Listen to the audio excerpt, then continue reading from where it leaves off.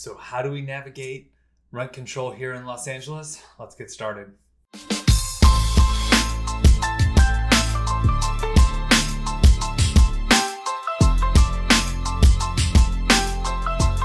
All right, everyone, hope you're doing well. As many of you know, I'm a house hacker here in Los Angeles. I manage a landlords group on Facebook, and I work with a lot of investors. So we need to have this conversation of what's the future gonna look like if you're an investor here?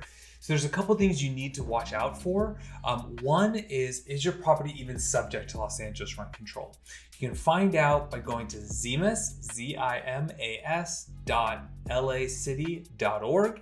Type in your address, and on the left-hand side, you can scroll down and you can see if it is subject to rent control. You can check out my other videos on how to find that more in depth. But that's first and foremost. Your property may not be subject to rent control and you don't need to finish watching this, but let's say it is, right? So for example, if you built out an ADU and the main house was built prior to 1978, it is subject to Los Angeles rent control at some point. Not initially, eventually the paperwork goes through.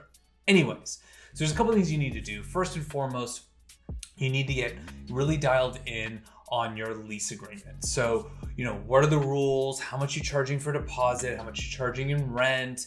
Do you have certain requirements out of your tenants, right? Because the next phase, after you really hone in on this, on the lease agreement, is your vetting process. So, I don't personally have done a video on this. I don't really look at the credit score number. I look more at the credit history. Are they caught up on their payments? Do they have a lot of debt? Are there any red flags that might affect your rent? Because at the end of the day, it gets really difficult to kick a tenant out. So you need to make sure that you have the best of the best in there. The third thing you got to check out is location. So if you are thinking about buying and you want to buy for investment purposes, whether you're house hacking initially or not, you need to actually take a look at the different areas, neighborhoods, and understand who your demographic is. I'm not saying that there's some neighborhoods that are better or worse for tenants. I'm just saying be aware of who your demographics are. If you're like, look, I really want a young working professional, then maybe it is the Sherman Oaks, Encinos of the world, right? Or if you're like, look, I want to go all in on luxury because these are very high income earners, they might stay there longer, whatever, then it's like, fine, go into Westwood, Beverly Hills. Or if you're like, look, I want to go the affordability route. I'm all about affordability. So then you start going to the Pacoimas, the Sylmars, even coming over to North Hills and Granada Hills, which is becoming very pricey as well. So these are all things to think about when you start heading into a rent controlled market, because you need to have an understanding of how you're going to run your business. And of course, it doesn't hurt to consult an attorney once in a while to get really clear as to what is working, what isn't working, and what are you seeing in the market.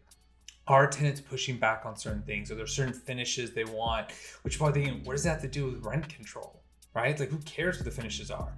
And the reality is you do care, because you don't want to overspend to where your upkeep is very expensive. Because with rent control, you can only raise rent so much per year. With a lot of tenants, you can't raise rent until 2024 anyways, but going forward, because you have new tenants in place, it's not going to be an issue unless the government says otherwise.